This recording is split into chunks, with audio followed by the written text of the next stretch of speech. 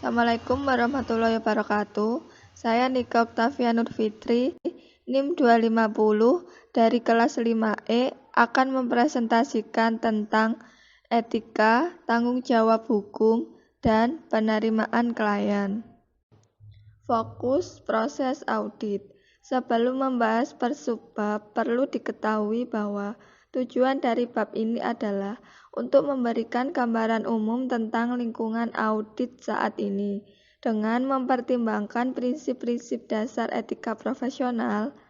Secara khusus, membahas prinsip integritas, objektivitas, kompetensi profesional, dan kehati-hatian, kerahasiaan, dan perilaku profesional.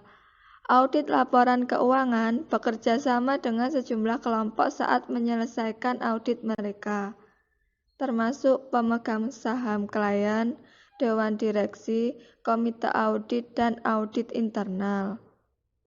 2.1 Prinsip dasar etika profesi. Menurut bagian 100.1 dari AP 110 Kode Etik untuk Akuntansi Profesional yang dikeluarkan oleh Dewan Standar Profesional dan Etika Akuntansi (APSP) adalah tanggung jawab setiap anggota profesi akuntansi untuk bertindak untuk kepentingan umum. Ini berarti bahwa anggota harus memperhatikan bagaimana tindakan mereka mempengaruhi orang lain.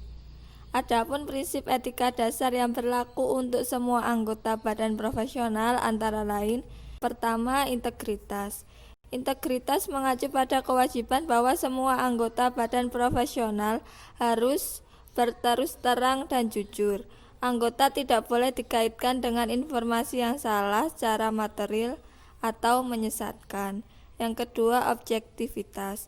Objektivitas mengacu pada kewajiban bahwa semua anggota badan profesional tidak membiarkan perasaan atau prasangka pribadi mereka mempengaruhi penilaian profesional mereka. Menurut bagian 120 dari AP 110, anggota harus tidak memihak dan tidak membiarkan konflik kepentingan atau pengaruh orang lain mengganggu proses keputusan mereka. Ketika seorang anggota yakin bahwa objektivitas mereka sedang terganggu, mereka harus menghentikan layanan relevan. 3. Kompetensi profesional dan kehati-hatian. Kompetensi profesional dan kehati-hatian mengacu pada kewajiban bahwa semua anggota mempertahankan pengetahuan dan keterampilan mereka pada tingkat yang disyaratkan oleh badan profesional. Menurut bagian 130 dari AP 110, anggota harus mencapai tingkat kompetensi dan mengikuti perkembangan terbaru dalam peraturan dan standar.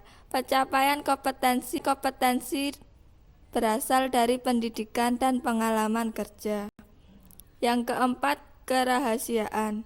Kerahasiaan mengacu pada kewajiban bahwa semua anggota badan profesional menahan diri untuk tidak mengungkapkan informasi kepada orang lain di luar tempat kerja mereka yang pelajari sebagai hasil dari pekerjaan mereka. Yang kelima, perilaku profesional. Perilaku profesional mengacu pada kewajiban bahwa semua anggota badan profesional mematuhi peraturan dan perundang-undangan dan memastikan bahwa mereka tidak merusak reputasi profesi.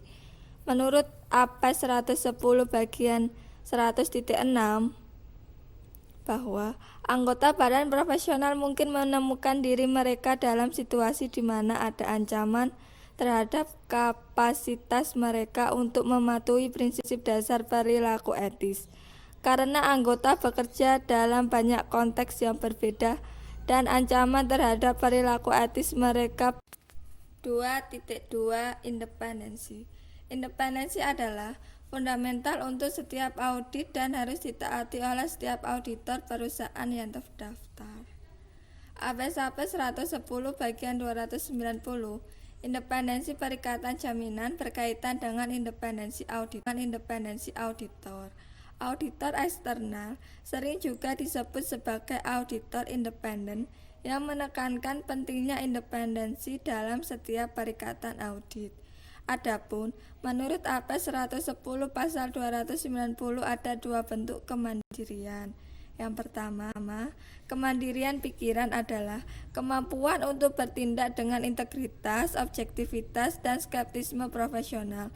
Ini adalah kemampuan untuk membuat keputusan yang bebas dari bias, keyakinan pribadi, dan tekanan klien. Yang kedua, kemandirian dalam berpenampilan, keyakinan bahwa kemandirian pikiran telah tercapai. Tidaklah cukup bagi auditor untuk menjadi independen dari pikiran. Mereka juga harus terlihat mandiri. Auditor harus mempertimbangkan tindakan mereka dengan hati-hati dan memastikan bahwa tidak ada yang dilakukan untuk memkompromikan independensi mereka dengan baik dalam pikiran maupun berpenampilan. AP-SAPE 110 bagian 290 menetapkan kerangka kerja konseptual untuk membantu anggota mengidentifikasi ancaman terhadap kemerdekaan, mengevaluasi signifikasi ancaman tersebut, dan menerapkan pengamanan untuk meminimalkan ancaman tersebut. Subbab selanjutnya 2.2.1 Ancaman terhadap independensi. Kode etik untuk akuntan profesional mengidentifikasi 5 ancaman utama terhadap independensi auditor. Antara lain, yang pertama ancaman kepentingan pribadi. Ancaman kepentingan pribadi mengacu pada ancaman yang dapat terjadi ketika kantor akuntan atau stafnya memiliki kepentingan keuangan pada klien audit. Yang kedua, ancaman peninjauan diri. Mengacu pada ancaman yang dapat terjadi ketika tim jaminan perlu membentuk opini tentang pekerjaan mereka sendiri atau pekerjaan yang dilakukan oleh orang lain di perusahaan mereka. Yang ketiga, ancaman advokasi. Mengacu pada ancaman yang dapat terjadi ketika kantor akuntan atau staf asuransinya bertindak atau diyakini bertindak atas nama klien asuransinya. Yang keempat, ancaman keakraban. Mengacu pada ancaman yang dapat terjadi ketika ada hubungan dekat atau berkembang antara perusahaan jaminan dan klien atau antara anggota tim jaminan dan direktur atau karyawan klien. Akibatnya, tim jaminan menjadi lebih peka terhadap kebutuhan klien dan kehilangan objektivitasnya. Yang kelima, ancaman intimidasi. Ancaman intimidasi mengacu pada ancaman yang dapat terjadi ketika anggota tim jaminan merasa terancam oleh staf atau direktur klien. Akibatnya, anggota tim asuransi tidak dapat bertindak secara objektif karena percaya bahwa jika mereka melakukannya, mungkin ada konsekuensi negatif berdasarkan ancaman yang diterima. 2.2.2 Pengamanan independensi. Pengamanan adalah mekanisme yang telah dikembangkan oleh profesi akuntansi, legislator, regulator, klien, dan kantor akuntan. AP 110 S 290 digunakan untuk meminimalkan resiko ancaman akan muncul, misalnya melalui pendidikan, dan menangani ancaman ketika salah satu menjadi jelas, misalnya melalui proses pelaporan dalam perusahaan jaminan. Antara lain, yang pertama, perlindungan yang dibuat oleh profesi, undang-undang, dan peraturan telah menciptakan berbagai perlindungan untuk independensi termasuk kontrol kualitas, ASQC 1, Untuk perusahaan yang melakukan audit dan review laporan keuangan dan informasi keuangan lainnya, perjanjian jaminan lainnya, dan perjanjian layanan terkait.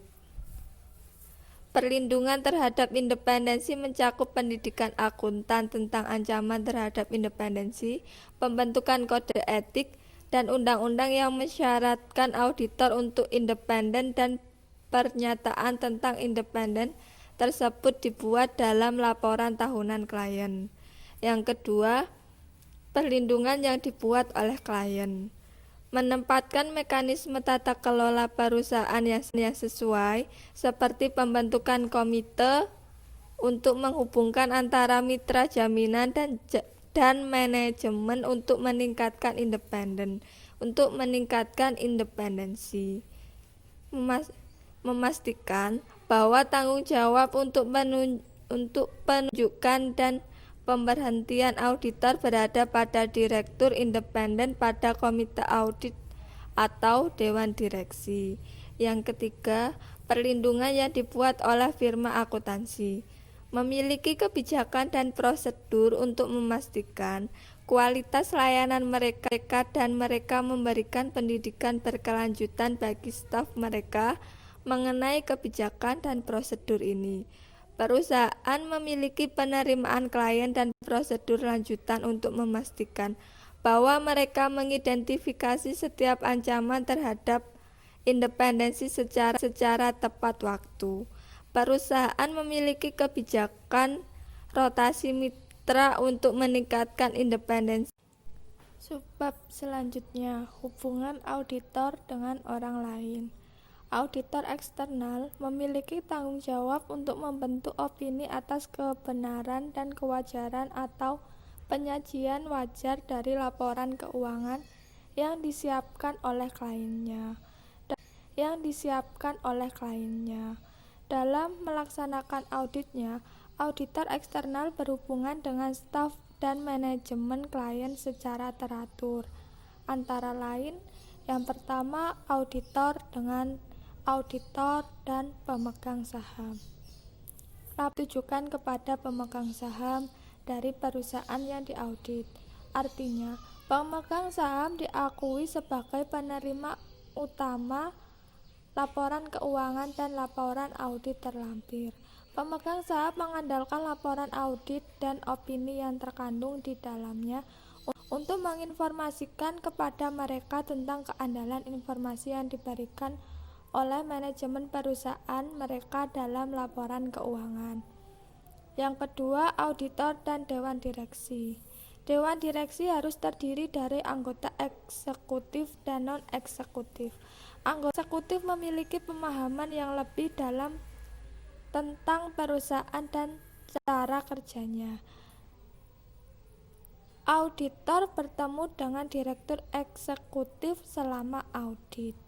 Anggota non-eksekutif adalah perwakilan pemegang saham yang lebih baik karena mereka bukan karyawan perusahaan dan dapat lebih tidak memihak dalam berurusan dengan manajemen. Auditor eksternal akan membaca risalah rapat dewan untuk mempelajari tentang keputusan-keputusan penting mengenai arahan strategis yang akan diambil oleh dewan untuk perusahaan di masa depan. Yang ketiga, auditor dan komite audit. Komite audit yang efektif akan meningkatkan independensi fungsi audit eksternal. Komite audit bertindak atas nama seluruh dewan direksi untuk memastikan bahwa laporan keuangan benar dan adil dan bahwa laporan eksternal memiliki akses ke semua catatan dan bukti lain yang diperlukan untuk membentuk opini mereka. Anggota komite audit harus memiliki pemahaman tentang kebijakan akuntansi yang digunakan oleh perusahaan dan dapat berkomunikasi dengan mudah dengan auditor tentang pilihan tersebut. Jika sebuah perusahaan tidak memiliki komite audit, maka partner audit akan bertemu dengan anggota direksi. Yang keempat, auditor dan auditor internal. Auditor internal ditentukan oleh pihak yang bertanggung jawab atas tata kelola, idealnya komite audit. Antara lain yang pertama, objektivitas. Mengacu pada bagaimana fungsi audit internal sesuai dengan struktur organisasi klien. Yang kedua, kompetisi teknis. Mengacu pada keterampilan, pelatihan, dan kemampuan tim audit internal. Yang ketiga, karena perawatan profesional. Pada dokumen perencanaan dan pengawasan fungsi audit internal. Yang keempat, komunikasi. Komunikasi antara audit internal dan eksternal dicapai melalui penjadwalan rapat rutin. Audit eksternal memiliki akses ke dokumentasi audit internal sesuai kebutuhan, dan audit eksternal menginformasikan kepada audit internal tentang masalah apapun yang memengaruhi pekerjaan mereka yang muncul selama pelaksanaan. 2.4 Tanggung jawab hukum. Auditor harus rajin dan menerapkan standar teknis dan profesional serta mendokumentasikan setiap tahapan dalam proses audit. Jika auditor ditemukan lalai tidak melaksanakan kehati-hatian,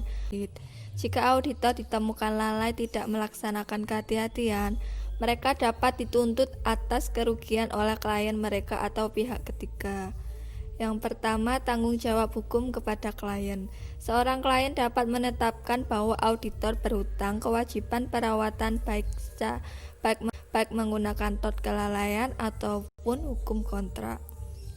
Tugas auditor untuk menjaga klien mereka telah ditetapkan melalui hukum kasus selama lebih dari 1 abad. Untuk membuktikan bahwa auditor telah lalai, penggugat baik klien atau pihak ketiga harus menetapkan misalnya bahwa auditor tidak mematuhi standar auditing, pernyataan etis, suatu unsur hukum yang berlaku pada saat melakukan audit mereka, atau menerapkan kehati-hatian saat melakukan audit mereka. Beberapa kasus seperti London dan General Bank Ltd nomor 2 1895 2JH 673 dengan kasus auditor memiliki tugas untuk melaporkan kepada pemegang saham bukan direktur dari perusahaan audit. Kasus ini memberikan penjelasan tentang sejauh mana auditor dapat dimintai pertanggungjawaban atas kliennya. Centro Properties Group 2011-12 bahwa pada tahun 2007 direktur akun yang disetujui Centro yang mengandung kesalahan yang signifikan, secara khusus $1,5 miliar dari kewajiban lancar salah diklasifikasikan sebagai tidak lancar. Juga kewajiban kontingen tanggal neraca sebesar $1,75 miliar dihilangkan. Kesalahan klasifikasi ditemukan oleh Centro pada tahun 2008 yang mengakibatkan perdagangan dihentikan. Kasus itu menunjukkan bahwa direktur tidak dapat mengandalkan manajemen dan auditor mereka saat menyetujui akun perusahaan mereka. Kasus ini menimbulkan kekhawatiran bahwa perusahaan mungkin kesulitan menarik direktur non-eksekutif. Adapun ringkasannya, ketika menetapkan bahwa auditor telah melanggar kewajiban perawatan mereka kepada klien mereka, kelalaian harus dibuktikan. Untuk membuktikan bahwa auditor telah lalai, klien atau pemegang sahamnya perlu membuktikan bahwa auditor tidak mematuhi standar auditing, pedoman etika, undang-undang korporasi, atau telah gagal menekan kehati-hatian dalam saat melakukan audit. Untuk memastikan adanya hubungan sebab akibat adanya kelalaian dan kerugian yang diderita, harus dibuktikan keterkaitan yang wajar. Artinya, auditor harus menyadari bahwa kelalaian di pihaknya dapat menyebabkan kerugian bagi klien atau pemegang sahamnya. Yang kedua, kelalaian kontributif. Putusan dalam perkara Awas 1992-10 AC LC 933 mengakui bahwa penggugat dalam hal ini direksi perusahaan yang diaudit maupun tergugat auditor dapat terbukti lalai. Misalnya pihak yang harus dimintai pertanggungjawaban sebanding dengan kesalahan mereka. Kasus ini melibatkan kelemahan dan pengendalian internal yang mengakibatkan terjadinya kerugian signifikan yang ditimbulkan oleh AWA. Yang ketiga, tanggung jawab hukum kepada pihak ketiga. Menetapkan bahwa auditor memiliki kewajiban perhatian kepada pihak ketiga tidaklah mudah. Pihak ketiga termasuk siapapun selain klien dan pemegang saham yang menggunakan laporan keuangan untuk membuat keputusan, misalnya kreditor, karena pihak ketiga umumnya tidak memiliki hubungan kontraktual dengan auditor.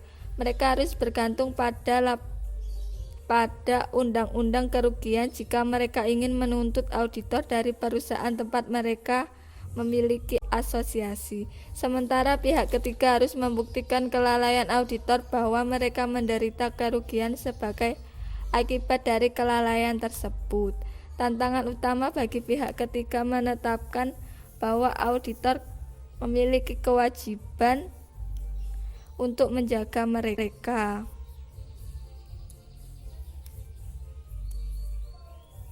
Adapun ringkasan singkat kasus-kasus rinci yang menetapkan tanggung jawab hukum auditor kepada pihak ketiga yaitu Kettler 1951.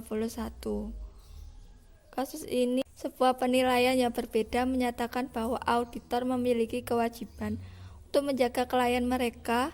Pihak ketiga yang auditor menunjukkan akunnya dan pihak ketiga yang auditor tahu bahwa klien mereka akan menunjukkan akun tersebut. Kemudian Scott Group. Auditor berhasil digugat oleh pihak ketiga yang tidak dikenal auditor saat melakukan audit.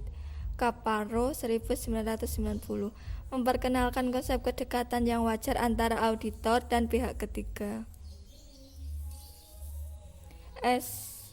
Sanda, kasus Sanda 1997. Kasus ini membantah temuan dalam kasus kopi dan teh Colombia. Saat ini auditor harus bertanggung jawab kepada pihak ketiga atas kelalaian. Kewajiban pihak ketiga untuk melakukan suatu bentuk tindakan atau tidak bertindak atau mengetahui bahwa nasihat mereka akan digunakan dalam kehati-hatian harus ada. Yang keempat, penghindaran litigasi. Adapun beberapa cara auditor dapat menghindari litigasi antara lain memperkerjakan staf yang kompeten, melatih staf dan memperbarui pengetahuan mereka secara teratur, memastikan kepatuhan terhadap peraturan etika, memastikan kepatuhan terhadap peraturan audit. Selanjutnya 2.5 keputusan penerimaan dan kelanjutan klien. Tahap pertama dari setiap audit adalah penerimaan klien atau keputusan lanjutan. Langkah pertama melibatkan penilaian integritas klien. Saat menilai integritas klien, auditor akan mempertimbangkan reputasi klien, manajemennya, direktur dan pemangku kepentingan utama, sikap klien terhadap exposure dan manajemen risiko, kesesuaian interpretasi klien atas aturan akuntansi, sikap klien terhadap biaya audit dan kesediaannya untuk membayar jumlah yang adil untuk pekerjaan yang diselesaikan. Informasi yang relevan dengan penerimaan klien atau keputusan keberlanjutan dapat ditemukan melalui komunikasi dengan auditor sebelumnya. Mengharuskan auditor mencari izin calon klien sebelum berkomunikasi dengan auditor sebelumnya. Jika izin itu ditolak, auditor harus menunjukkan sebagai auditor. Komunikasi dengan personal klien, komunikasi dengan pihak ketiga seperti bankir dan pengacara klien. Bagian 210 dari AP 110 Kode Etik untuk Akuntan Profesional mengatur tentang penunjukan profesional. Sebelum menerima klien baru, pertimbangan harus diberikan untuk setiap ancaman terhadap kepatuhan dengan prinsip-prinsip dasar etika profesional, yaitu integritas, objektivitas, kompetensi profesional, dan kehati-hatian, kerahasiaan, dan perilaku profesional. Ancaman potensial terhadap kepatuhan dengan prinsip-prinsip dasar etika profesional untuk klien yang ada harus dipertimbangkan dari waktu ke waktu. Untuk memastikan kelanjutan klien, firma audit harus meninjau ancaman terhadap independensi yang dijelaskan sebelumnya dan memastikan bahwa pengamanan diterapkan untuk membatasi atau menghilangkan ancaman tersebut. Bagian 2M.4 dari Corporate Act mencakup penunjukan auditor dan pemindahan dan merinci ancaman terhadap independensi yang harus dipertimbangkan saat membuat keputusan penerimaan atau kelanjutan klien. Tahap terakhir dalam proses penerimaan dan keputusan keberlanjutan klien melibatkan persiapan surat pertunangan. ASA 210 menyetujui ketentuan perikatan audit, memberi panduan tentang penyusunan surat perikatan. Surat pertunangan disiapkan oleh auditor dan diakui oleh klien sebelum audit dimulai. Tujuan surat perikatan adalah untuk menjelaskan ketentuan perikatan audit untuk menghindari kesalahpahaman antara auditor dan klien mereka. Surat perikatan mencakup penjelasan tentang ruang lingkup audit, waktu penyelesaian berbagai aspek audit, ikhtisar tanggung jawab klien atas penyusunan laporan keuangan, persyaratan bahwa audit telah memiliki akses ke semua informasi yang diperlukan, pertimbangan Sekian presentasi dari saya. Jika ada salah kata, mohon maaf. Terima kasih. Wassalamualaikum warahmatullahi wabarakatuh.